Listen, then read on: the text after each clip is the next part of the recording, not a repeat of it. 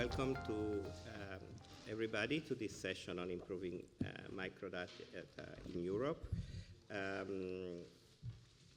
We're co-chairing, so this looks very official. So we will have a short presentation and we will a round of questions with our panelists, where Teresa Munzi from the Luxembourg Income Study, Jean-Pierre Gourinchas, who is the chief economist of the IMF, Filiz Unsal from OECD, and Tito Boeri, who is online up there. So let me just start very quickly, really a couple of minutes. Economic research, both academic research and policy research requires more and more access to microdata, and Europe lag in access to microdata. So we had a session on this at the symposium, at the first symposium, and then we had a brainstorming exercise here in Paris, actually here at Sciences Po.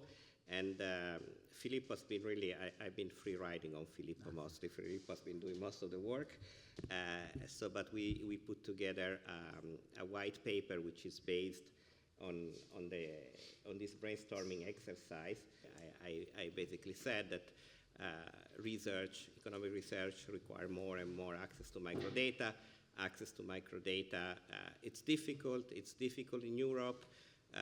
Because we have many countries with different statistical agencies which are not well connected. There are each statistical agency has its own rules and regulation for accessing the data. So ideally, somebody who wants to do cross-country research needs to learn about all this difficult procedure. Often you need to know people in the right statistical agency. Sometimes you need to be a citizen of the country to have access to the data, so it's complicated. One thing that is not here, it's sometimes data are available and they're just very expensive, and that kind of... There is. Oh, there is, okay. and this, of course, it's complicated, created inequality in ability to conduct research between researchers who are in universities with a big budget and people who don't. So that's an issue. So this is what we have been discussing, and we'll be thinking about actions to try to deal with this situation. And in these brainstorming exercises, we produce a paper which Filippo's here, which is this paper. You can get it from, has been published by CEPR, so you can download it from the CEPR website.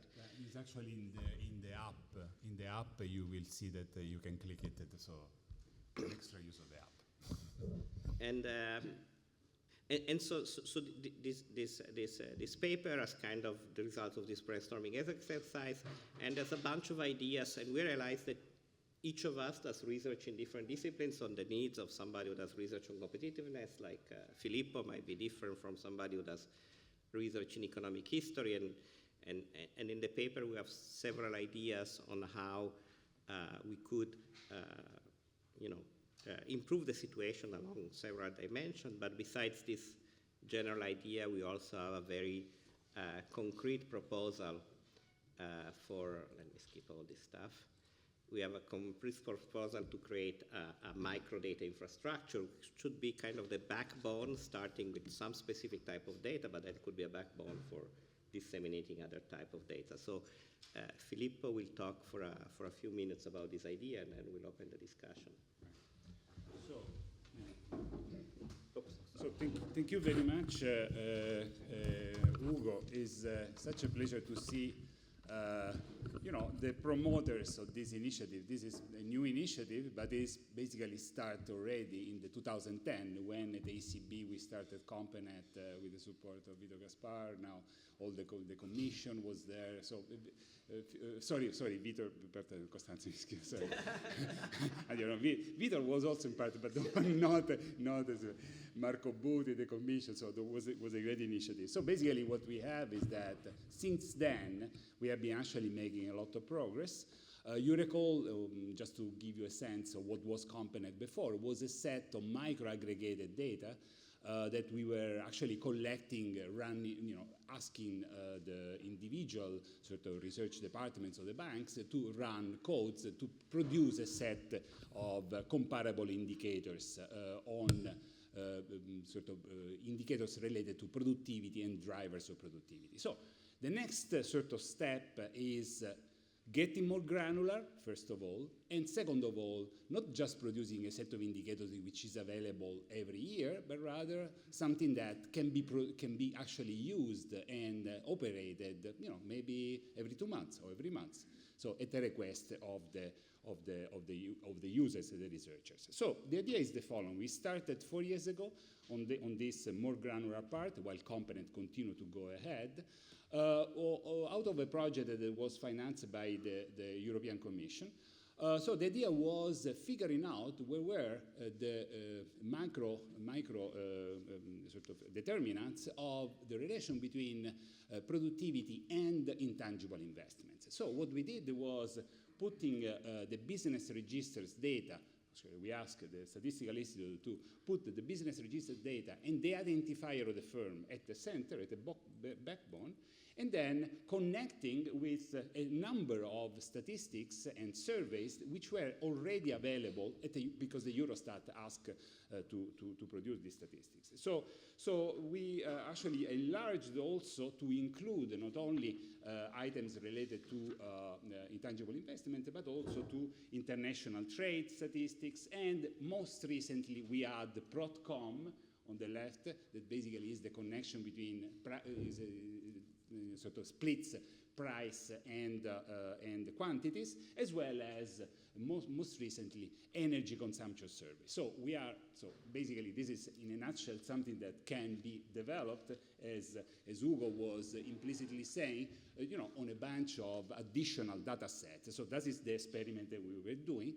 So now the idea of this experiment is the following: that basically a researcher, a CEPR member, comes to us, the MDI CompNet network, and basically present and discuss a set of codes that are already prepared, and check with us availability of data in the eventual statistical office which is involved, and eventually after some iteration, the codes are prepared and are run, right? So right now we have 2 modalities. So we have been gaining already access, our staff has already access to 3 or 4 countries, direct access for France, for the Netherlands. There is a staff of CompNet MDI that basically can run the codes directly, so therefore avoiding sort of all lengthy process of iteration and so on, or remote execution a la CompNet. So we send the codes and the Statistical Institute will run it, right? And then this output is aggregated, but with a lot of sort of information about all the moments of the various distribution. This actually is used eventually for research and policy. Now, where do we stand with that? Just to give you good news, actually we are fairly advanced. The process, as I said, started 4 years ago, but we are accelerating during this period. We have fully established sort of connection with Finland, France, the Netherlands, and Slovenia. So for those countries, basically, you will be in a few months able to tell us, okay, Filippo, can you run this code for us? So we are at this stage, right? For other countries, we are instead in fairly advanced stage. So Portugal, for instance, is very advanced on that. We will not have a direct access, but we can avail of their collaboration. Slovakia, and then we have actually other countries that will be. Okay, so how do I? Oops. Okay. So So now what I can tell doesn't matter. So what I'll tell you is that, of course, this is a data initiative, but it's basically a data initiative to do research. So given the metadata set that we have right now at the disposal, we will be actually running 4 lines of research in our network. So trade and competitiveness. Of course, competitiveness now, the Commission has put it on top. Of course, we are there to, because we have been long tradition and we have lots of data on competitiveness measurement. We have one part which is related to some monetary dimension. This is new for us, but we are basically estimating Phillips curve at a macro level and the impact of monetary policy. energy, as I mentioned before, and third dynamics. So on these aspects, we will be able to actually done research, and eventually we encourage already CEPR member to look at our website. Maybe in the next few months, we will be really physically able to collaborate concretely on your proposed codes or proposed research, right? So to conclude on this, just put me this, it doesn't matter. So the take-home is, first of all, you saw the table. Check if your country was not in. If not, why don't you try to figure out why, right? So this is what we want. We want your help to sensibilize your counterparts, statistical counterparts, that they have to be part of this exercise, because for everybody gain, right? The second thing is that, and this will be the substance of the panel today, will be, well, other organizations, are they doing similar work? We know for sure that OECD has done similar things. We understand that the IMF is doing. So the latter part of the panel would be concretely how we cooperate on that for the common goods. So thank you very much. And then what the idea of the panel is that now we proceed this direction to ask two questions. We will have two rounds. The first round will be 3 minutes, each institution telling us, how important is the microdata and what are you doing for improving the data access and so on. And the second round will be the one that I was mentioning before, the cooperation. How do we cooperate? So Teresa Munzi has an immense experience in another part, which is more not business statistics, but rather consumption statistics, but is very similar in scope. So will tell us, their perspective. So Teresa, you have the floor for 3-4 minutes, please. Okay, so let me, is this working? Yes. Just tell you in a few minutes what we do at LIS. So LIS is a data and research center founded 40 years ago. What we do is that we acquire, harmonize, and disseminate, or rather provide access to researchers to microdata on income and more recently wealth. Microdata is a different type of microdata. It's at the level of households and individuals rather than firms, and it is microdata, as I said, social demographics information, and mostly income and wealth of the household. So the topics is different. The aim is to enable, facilitate, and promoting research, more particular cross-national comparative research on socioeconomic outcomes, welfare measurement, inequality, poverty, income distributions, etc. So the aim, even though the topic is different, is very similar to what you're planning to do. Well, we just said why it is different. It's different because of the nature of the data, but there's another major difference, which is that at least the microdata are housed inside. So we have the actual microdata in-house on our servers in Luxembourg, differently than what you do with the MDI, which I think is a notable difference. Why is it relevant to this project? Well, I think that the main reason is that we went through exactly the same process as you're going now, but a few years before, I should say, almost 40 years ago. Actually, another commonality with CEPR is that we are also celebrating our 40th anniversary this year. But so at the time, the microdata existed, but it was within each statistical institute. It was difficult to access, and it was also not very comparable once researchers managed to access it. So the success of LIS was that of, first of all, the idea of putting those data together, because there was a lot of need to do comparative research already then, but then to harmonize the data, and which is what you're also doing, so that's another commonality. We harmonize it both from a technical point of view to make the files, to create really statistically easily accessible common files, but especially from a conceptual point of view, from the point of view of concepts and definition.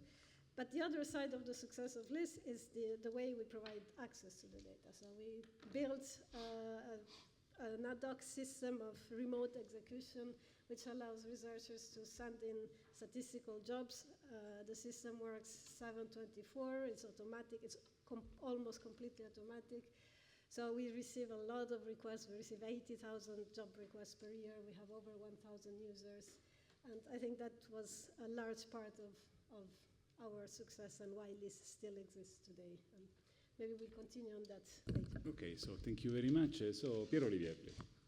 Okay, so I feel a bit weird on this panel because I come from a somewhat different angle, as you will see in a minute. A lot of the data collection efforts we have are not for Europe yet, and a lot of them are not for general access yet. So we are just starting. But I will start by saying that we share, at the fund, we share very much the view that we need to really up our game in terms of access to microdata when it comes to surveillance and when it comes to the analytical work we do, whether in the context of programs or projections, etc. And we have access to some data. Mostly, we have microdata that's mostly coming from commercial data sources. And when it comes to administrative data, in fact, we have very, very little. And now some of our staff are very entrepreneurial, and they develop partnership on their own because they're interested in research questions, and they can get access to the data like anyone else could. But it's very ad hoc, and it's not very efficient. So we've started to think more systematically about this, and we have developed together the research department, our statistical department.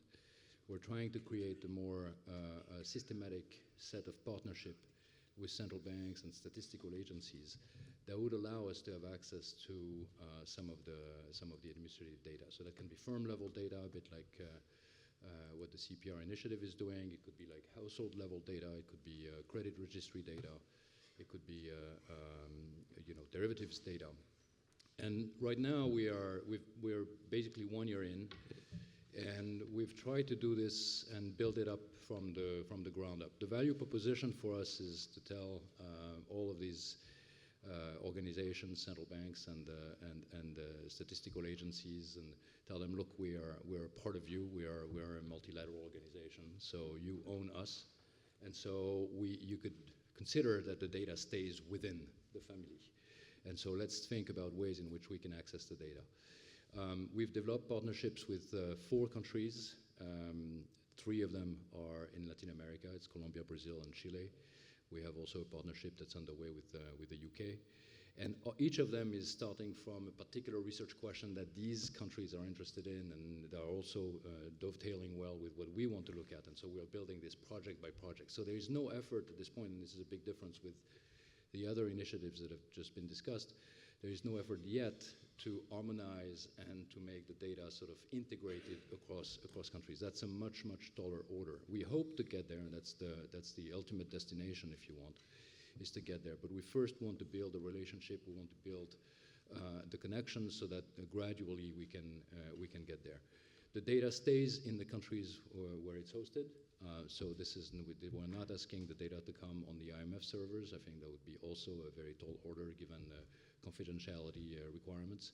So it's more about practices and processes that allow us to sort of access it and run it. And there are various protocols that we've put in place, and they are a bit bespoke. They are different with different countries because everyone is doing things a little bit differently. As I said, eventually the goal is to do things that are more cross-country, where we can link the data, where we can look at questions that are interesting.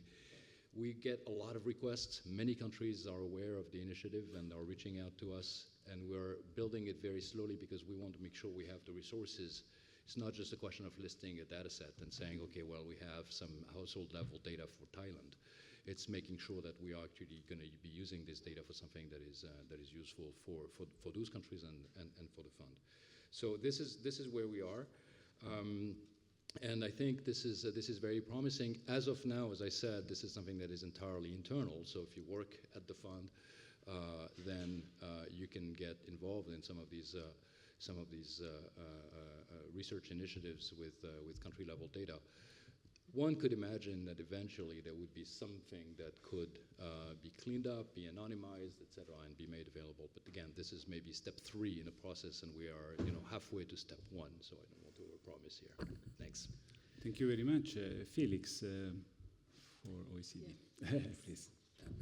Thanks. No, this is great. So I get to learn about this initiative about 3-4 months ago. I think, as you mentioned, in an event here, and since then it has been in my mind that how awesome it could be if we can really achieve this.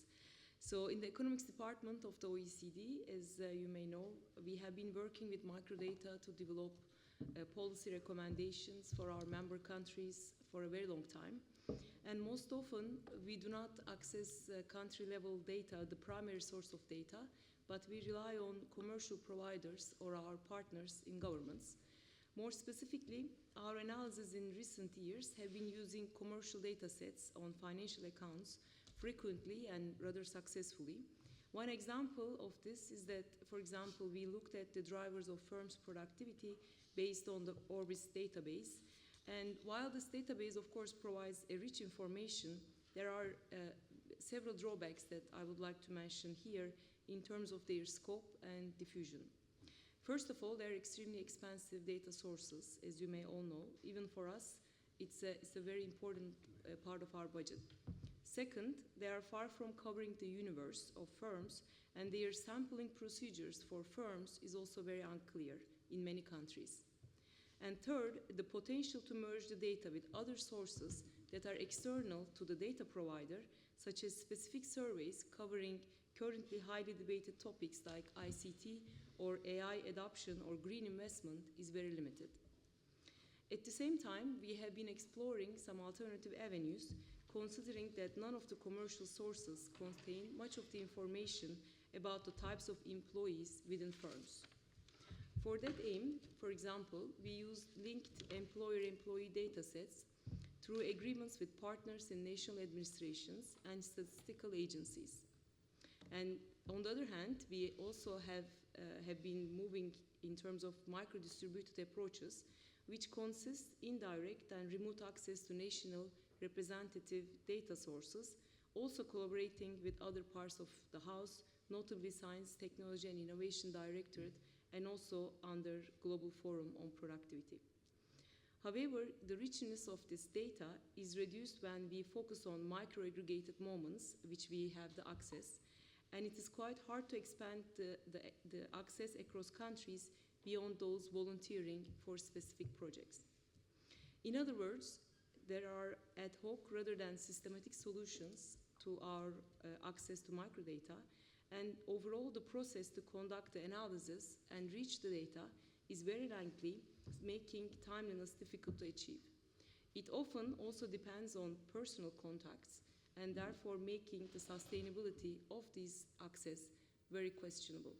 Just to give you an example, we conducted a study on the resource allocation during the COVID-19 shock, jointly with another department. For the access of, for this project, we accessed the data, microdata, again micro-distributed with about 9-10 countries, which took about 2 years just to get the data. But now we get the data, we conducted the analysis, but in order to repeat the same exercise so that we actually have a real-time microdata on labor and other statistics in these economies, it's almost impossible. So this huge effort that you do for 2 years, establishing contacts in different countries and getting this data is lost just in 1 year. So this is just a quick summary about the data efforts and drawbacks that we currently have. And this actually makes a very clear sense of the relevance of the initiatives like the MDI, which we fully endorse at the OECD in the economics department. We believe that it could become a relevant tool for progress further towards our and many researchers' objective, the timely and more direct access to national and representative sources of data at lower costs and fewer administrative hurdles. And doing so, it also helps overcoming many of the limitations I have previously outlined. In particular, it obviously reduces costs and provides access to potentially comprehensive data in a relatively timely fashion, for instance, allowing to potentially merge specific surveys at the source and the covering of the universe of firms. However, there are other complementary benefits. For example, it could push several national statistical institutes to build data capacity, which is currently missing, and therefore could provide a public good at a larger scale.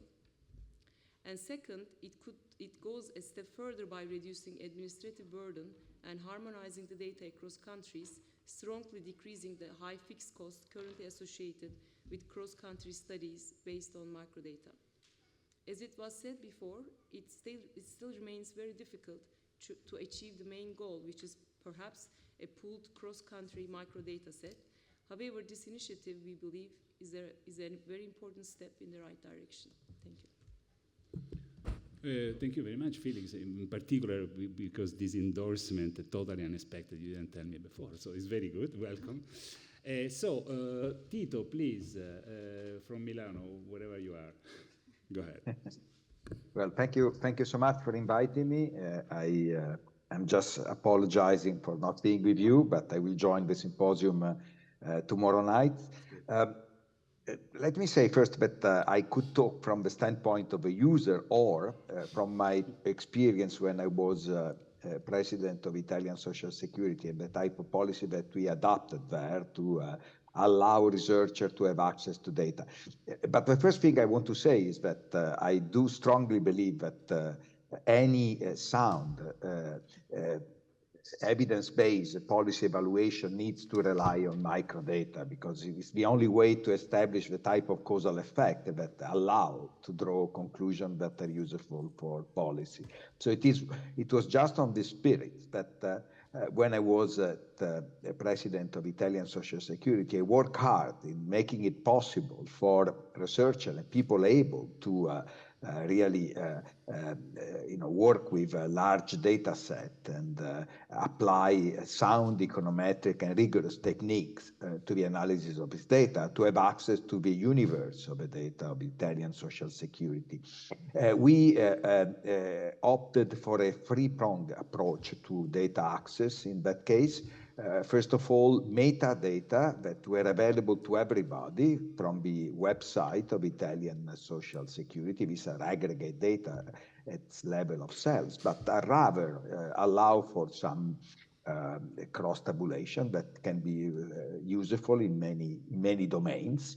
Secondly, file standard that were strongly anonymized by clearly concealing some fields so that clearly for privacy reasons a person could not be identified. You know that the Italian Social Security Archive are basically the welfare state. They collect information on some 400 transfers that are being provided to households in Italy, and they do follow individuals basically during their entire lifetime. And the third type of access was the access to the universe, to the archive themselves, and this was restricted to visit teams, so-called researchers. They come, and still this initiative is on. There is a competition because there is a limited number of positions that are available every year at the headquarters of Italian Social Security in Rome. And then they spend some 3 months there. And I think the fact that they are there in presence is useful. I'm a very strong supporter of remote access, not only remote execution, but remote access. But at the same time, I believe that having some presence initially in the institution that generates the data is essential because you do understand the data better. You talk to the people who are collecting the data. So the experiment seems to have been working very well. We are getting some 50 researchers every year being there. They come from top university, top centers. They have been doing tremendous work. There are a number of studies that have been published in top journals, and also I think this type of result have been extremely useful for Italian policymaking. A final thing I want to say is that I think it's very important to work on the intersection between administrative and survey data, because administrative data are those that allow you to be granular and to do very sound and heterogeneity analysis, so are extremely important in that respect, while survey data can in a way compensate the fact that administrative data are affected by the policy and do not cover some segment like the informal sector that in some countries may be quite relevant. I think that this type of, all of this initiative was done at the Italian level, but I had a project that unfortunately was discontinued when I left IMPS, but I know that there are still discussions going on in this respect about linking our data, the data of the Italian Social Security, was of other European countries. And this was done not only for research purposes, but also for administrative purposes. And that was why I was hoping that the things could have gone on. In particular, the problem right now in Europe is that if a worker leaves a country and goes and works in another country, then it is lost completely from the radar of the national social security. And therefore, it may happen that some people draw unemployment benefit in a country and work in another one.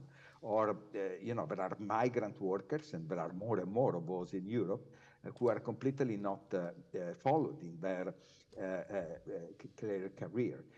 So the idea was to develop a sort of European level social security number as the one that exists in the US, and be able to follow people in this respect. And ways to protect privacy rules, national privacy rules, were also identified at that stage.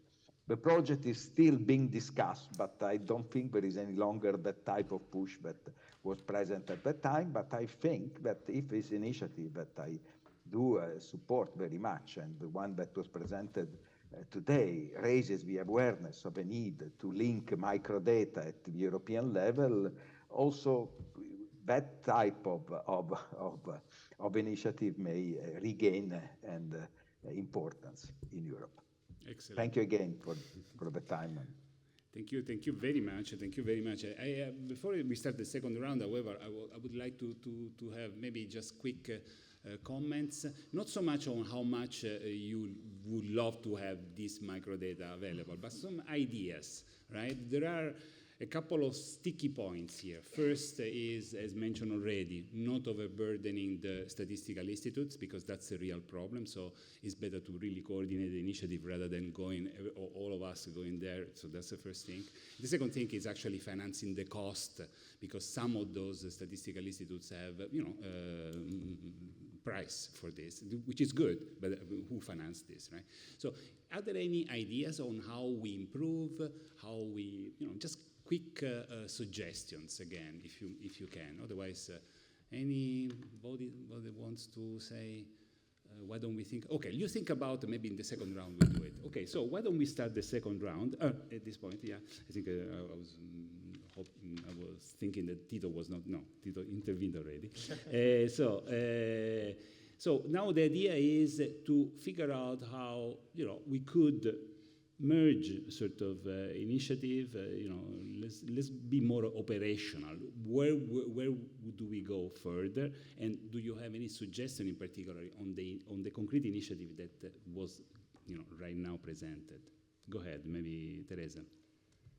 Yes, a couple of points. The first one is, let me tell you a couple of things I like about MDI specifically.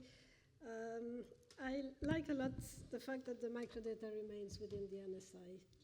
This is very different from what we do, but we see over time that this is proving to be one of the major bottlenecks for us, especially because we are moving into a world of more and more interlinked data, and only the NSI can actually merge those data. It's not possible that those data are merged outside of where they are produced, whether the NSI or whoever else produces them.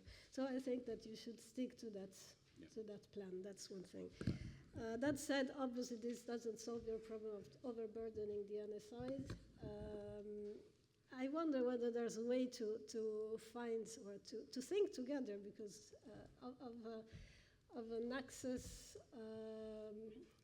What I'm trying to say is that the way you access the data, which goes back to the NSI, because the data is there, not only puts a burden on the NSI, but also creates a burden in absolute also for the researchers. For you, it's much more costly than, for example, how researchers access our data, which is almost purely automatic. So I wonder whether there's a way where we can think of an access of remote execution system which doesn't put this burden on you, so that you don't have to run the code yourselves. That would reduce the resources, and especially it would increase the visibility, because you could have much more access. I read, I think, in your paper, the mention of 5,000 euro, that's what you're estimating as a cost per research project. I find that that's huge. You will never be able to have a large impact with many researchers. Yeah, on your point, just to, because I think it's a very good point. First of all, on the story that the data are with the NSI. NSI, by the way, stands for National Statistical Institutes, is the fact that we have different data. Business data are normally not anonymized and never are actually released, so it's a bit different. So, but it's good that you support this because there is another way anyway for business. The second thing very important is that what I want to mention is that on this statistical institutes involvement. Okay, I lost it. Sorry. Right. Yeah, go ahead. Sorry.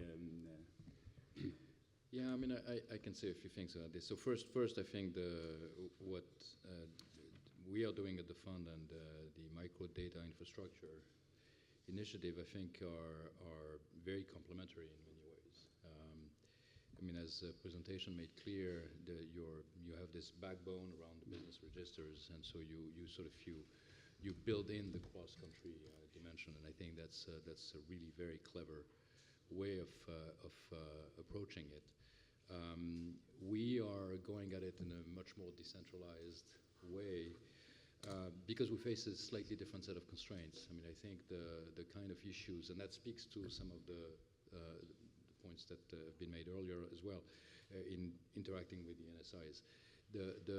We have a very diverse membership, much more diverse in a sense than just a set of European countries. So when we're approaching central banks and statistical agencies, there are a set of issues they're interested in. If we want to build from there, we have to start working from the things that are most important for them. So for instance, when we're working with Chile, they are very interested in understanding what's happening to productivity at the, and at the very disaggregated level. So we're gonna put together a project that's gonna. Yeah, sorry to interrupt you on this. I understand this, right? But on the other hand, say that now you're working in Latin America, but say that you are now in Europe and you have, a curiosity, whatever, or research curiosity on France and Germany on productivity and intangibles, right? So at this point, if there is already the metadata set that is available, and we can basically figure it out on a common research question so what I mean is that there is a way to collaborate in the sense. Of course. It is clear that everybody has his own, but the problem is that again the overburdening of the statistics. Because if you come to Europe and you do this kind of stuff, you're going to have then to rely on the local National Statistical Institute, therefore the studies, INSEE and CASD, right? So. No, but this is getting to the point about the overburdening. We can engage into with an NSIs. At least that's the approach we had. We can engage into a collaboration that is win-win when we approach them and we offer to work on the projects where they have the data, but they're understaffed. So in a sense, we're bringing manpower on this. Right.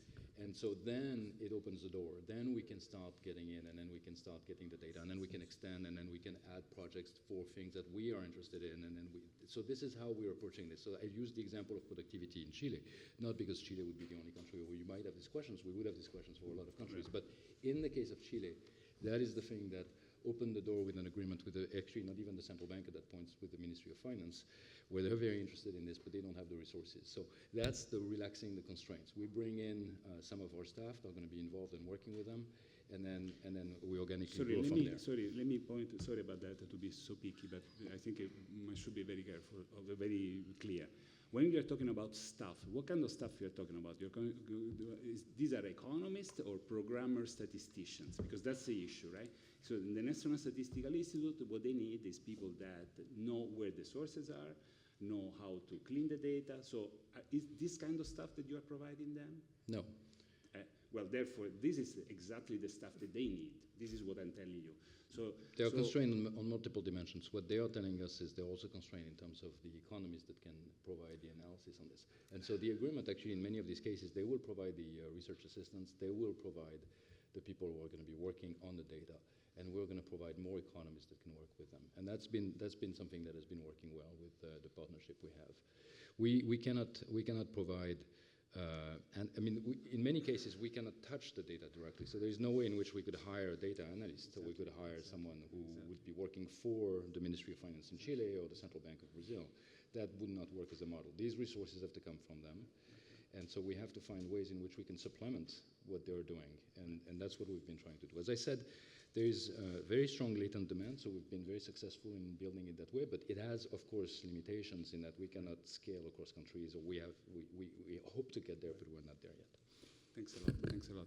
Felix, you want to add something? Yeah, thanks. In fact, it's a challenge to coordinate the efforts on this and without overburdening the statistical agencies with several competing initiatives.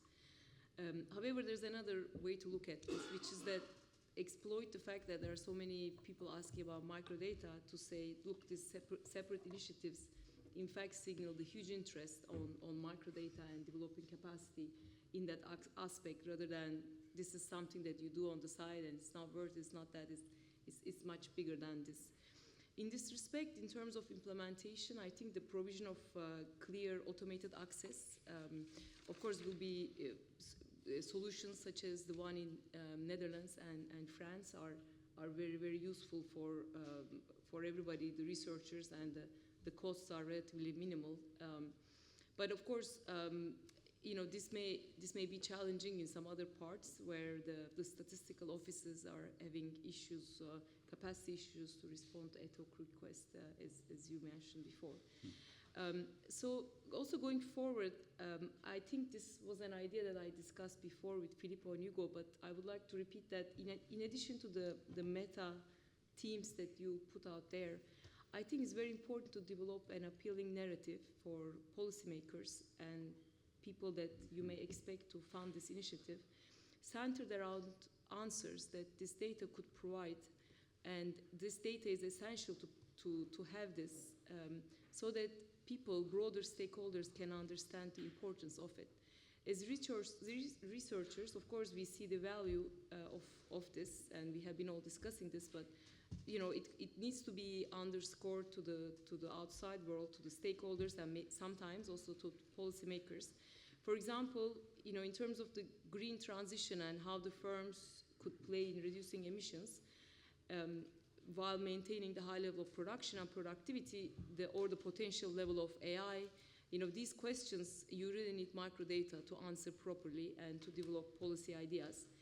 So that's also linked to the more practical suggestion that I would like to make, is that in the short run, of course, as I said before, we support this initiative, and one of the strengths of the OECD Economics Department is our network with our committees where we keep a relation with the ministries of economy and finance of member countries.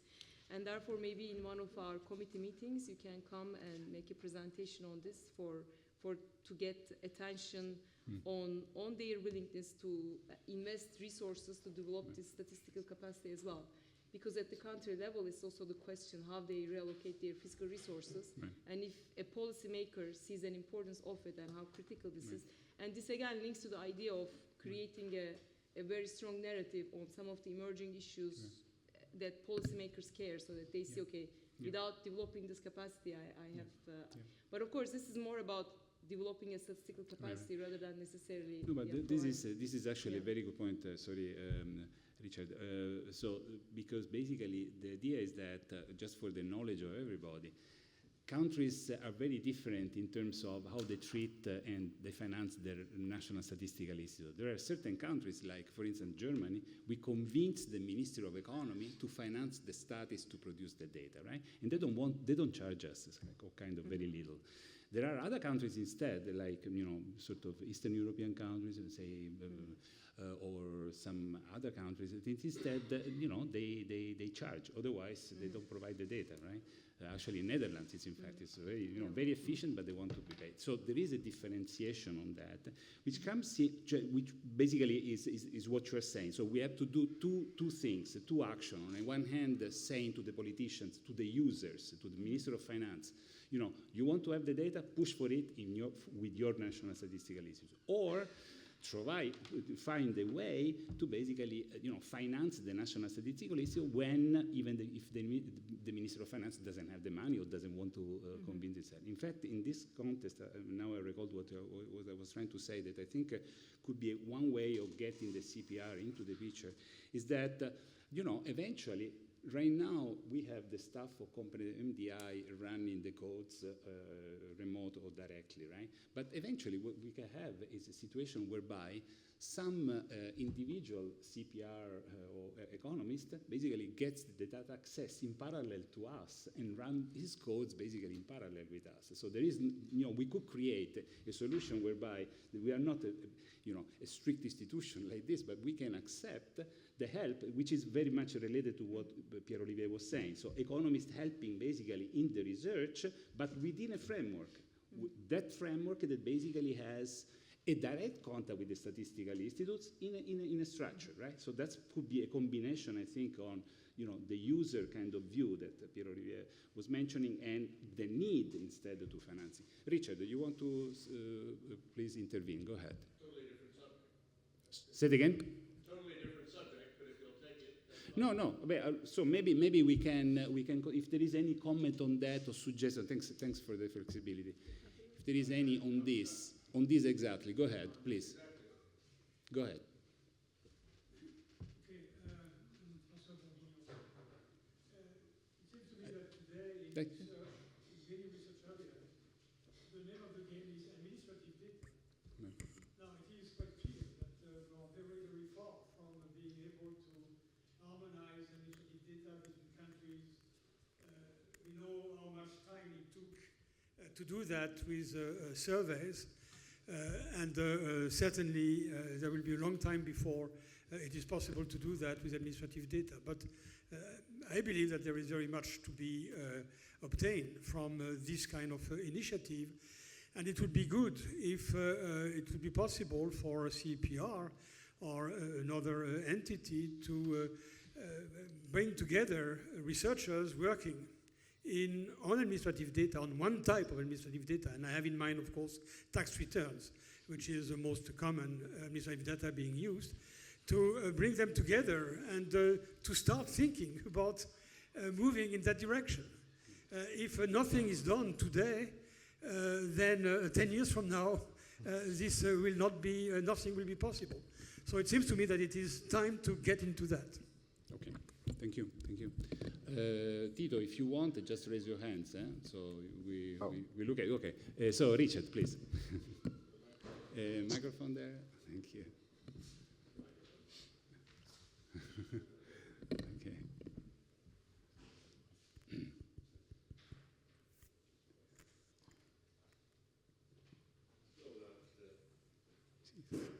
Yes, it is. Okay, I want to switch the subject a bit. Pierre-Olivier did say a couple of words about financial sector data on credit registry and derivatives, but otherwise I haven't heard a word. And there are huge data gaps, okay? And it's not that some of these data aren't available. If you look, for example, on derivatives data, the EMIR data, which cover all transactions denominated in an EU currency, okay? On one side or the other of the transaction, an EU participant. Those EMIR data, it's a huge database, and researchers do have access to it. Nowhere near enough people take advantage of that. It should be publicized. I'm not going to go out there and hold up a banner, but somebody should. Right. But more importantly, maybe, are the data that we can't easily get at. The ECB is very restrictive on data access. I was doing a paper a few years ago with colleagues from ESRB, and even ESRB people had to go into a dark room to look at the data on relationship on the exposures of banks to non-bank financial institutions. This is really not acceptable. What's worse, maybe, is if you look, for example, at data on non-bank financial institutions, you find there's a huge category where we have aggregate data, flow of funds data, effectively, And microdata don't exist. They're called other financial institutions. And you can look either at the BIS annual reports or at the ESRB annual risk monitoring survey. And there's this huge category of stuff, okay, that we can't get any detailed access to. Why is that? And there ought to be some work. There ought to be some work on that, just as there ought to be some pressure on national authorities to report promptly their obligations to provide data on the coming out of the AIFMD directive. Those data should be reported to ESMA. They are, in several countries, don't report properly. That needs some pressure from outside. I don't know where this pressure can come from, okay? Maybe you guys can organize some pressure on a number of these points, but individuals can't. Yeah, just a quick answer to this, Richard. You're right. So the paper and the presentation, we end up focusing on the MDI because that's, we have a specific proposal, but in the discussion and during the brainstorming meeting and a little bit in the paper, we discuss all these other type of data, financial data, which are, as you said, there are three type of issues. One is information. Sometimes the data exists and simply we don't know about. The other one is cost. Sometimes the data exists, but they're just incredibly expensive, and it's just unless you have a massive research budget, you don't get it.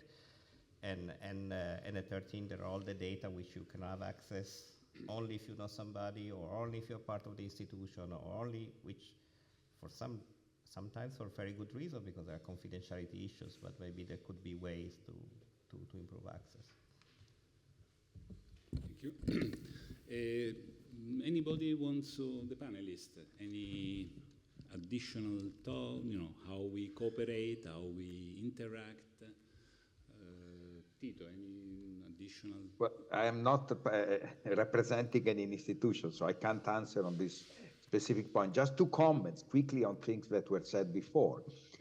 I think that it's a good idea to have the NSI to play a key role in coordinating the different countries. But if we want to move in this direction, it is essential that the NSI becomes collector also of administrative data, which is not something happening in many countries. So having the NSI operating on administrative data and linking administrative data with survey data, I think is the way to proceed, because as I said before, the combination of the two data sources is really essential in general to in a way to because there are very strong complementarities and way to avoid limitation of both data sources. The second comment I wish to make is on rationing. Clearly, we don't want to overburden the institution who, in a way, manage the system. And there are various ways to proceed. At the Italian Social Security, the rationing scheme we found was one where there are researchers that present, there is a competitive bidder, and people do present projects. Projects are evaluated depending also the interest that they have for the activity of the institute, and so a selection is being made, and there is a limited number of people who could work there. And then they can work directly on the data. There is no remote execution. They work directly on the data set.